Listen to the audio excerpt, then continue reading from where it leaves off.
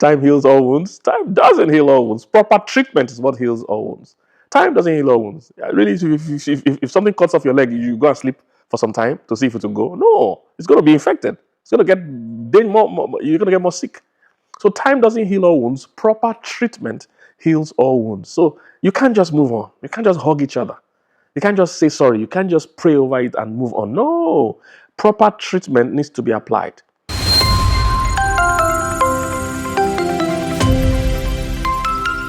And there are certain situations, I'm going to mention them now. There are certain situations, and this is not exhaustive, but these are a few that come to mind. There are certain situations that require proper treatment if this happens in your relationship or marriage. Don't just move on. Don't accept an apology and just move on. No, you need proper treatment. Why am I saying this? Because pretending is okay. Being eager to quickly move on because you hate the place of having an issue, you hate the distance, you hate whatever you are going through. I just want to quickly move on. It's going to cause more harm than good. So there are about 5 or 6 instances, I think 5, that you shouldn't accept sorry. All right? I'm not saying you should not forgive, but you shouldn't move on just based on sorry or time. Number 1, if there's adultery involved in your relationship or marriage, if there's a breaking of trust, sexually speaking, or infidelity. Infidelity is not only when there's physical intercourse. So sometimes there could just be chats.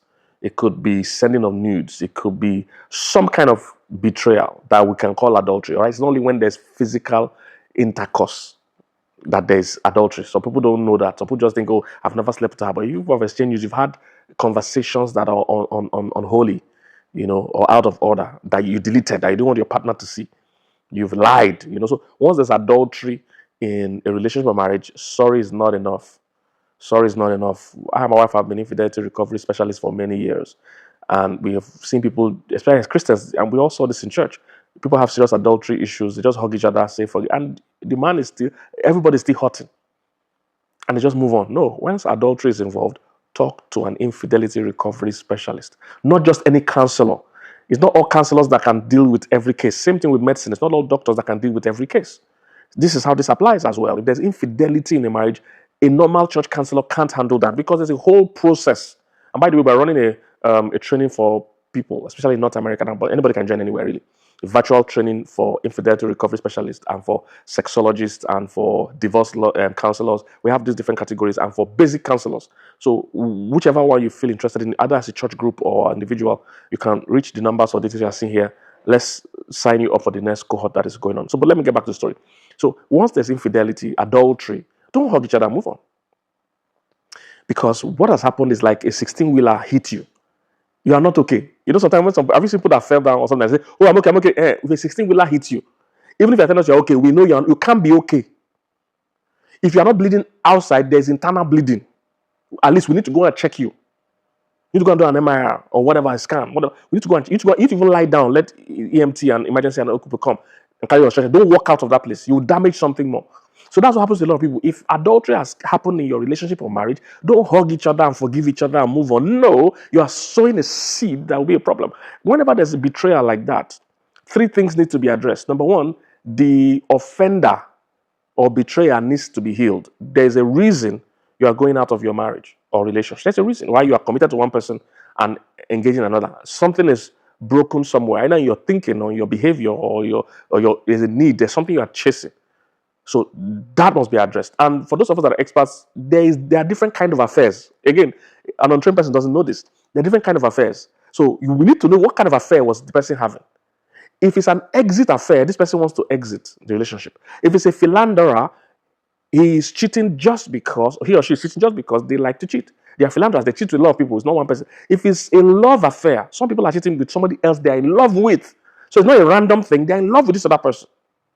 So that has, all these things have different treatment. There is what we call, I've said, there's entitlement affair, there's philanderer, there's exit affair, there is a love affair, wait, the love person, there's one night stand, a chance thing.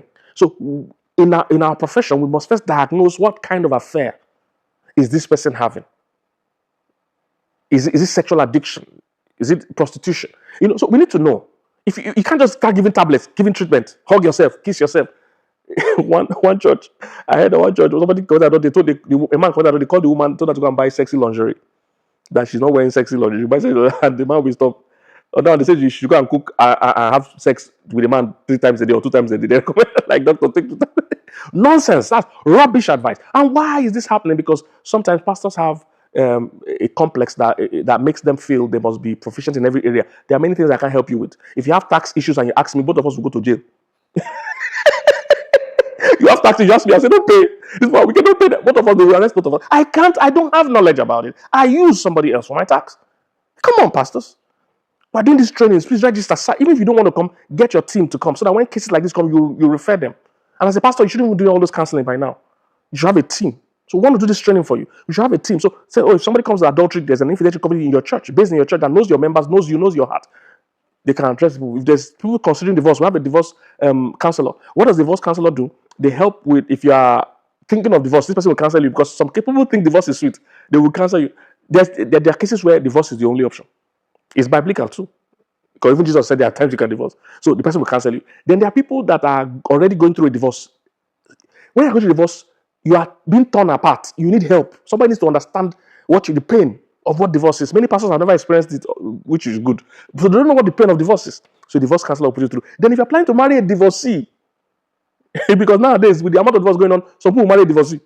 Or a divorcee want to remarry. So a divorce counselor will make sure the right questions are being asked. So we have all those categories. Even a sexologist, somebody that helps couples with sex, you must have that domiciled in your church. There are many sex issues in your church that even as a pastor, your people can't even look at your face and tell you, how can I take that Geo? You see that for that Geo say, my wife doesn't like me to press her breast. He's a sexologist that you can talk that thing with. And the person will make you feel welcome. That's what you discuss with that Geo. He shouldn't be thinking of diagnose the kind of affair that is happening. So the offender. Because that moment to cheat. Then the second person that is healing is the offended, the betrayed. 16 will have hit the person. Do you know what it's like to trust somebody and find out they've been cheating? Sometimes it's pornography. Sometimes it's many women, many men, many nudes, many things. Sometimes it's happening in your own house, on your own bed, blah, blah, blah, blah, blah. You need help. Somebody has to help you process the stages you will go through. There's denial. There's the time you'll be suicidal. There's many stages. So you need somebody that understands the stages and help you walk through it. Then when we work on healing for the offender, work on healing for the offended, then there is healing for the marriage. Because what went wrong in the marriage that allowed one person to go outside, we will deal with it. If you heal one and not the others, it will most likely repeat itself. If you heal the marriage and the offended and offender are not healed, there are times we've discovered in a marriage, one person cheated, the cheatee, the betrayed was so offended, he or she too went to cheat. So because they were not healed, sorry is not enough. They too went to do revenge cheating. There are so many cases I don't want to tell you. So you can't move on. Once it's adultery, something major has happened. Trust has been broken. Sorry is not enough. You need to go through proper treatment.